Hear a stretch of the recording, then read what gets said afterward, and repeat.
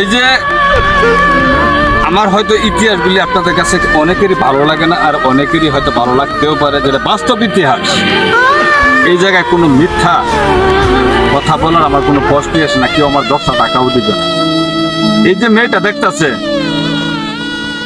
এই মেয়েটা আমার জীবনের, আমার লাইফটাই আমার শেষ করে দিয়েছে। এই মহিলাটা, আমার 2টা বাচ্চা ছিল জমজ, একটা নাম শাকিল, একটা নাম শাহানাজ। যে সন্তানের প্রতি আমি এখনো মনে হইলে আমার চোখের পানি জার জার করে পড়ে।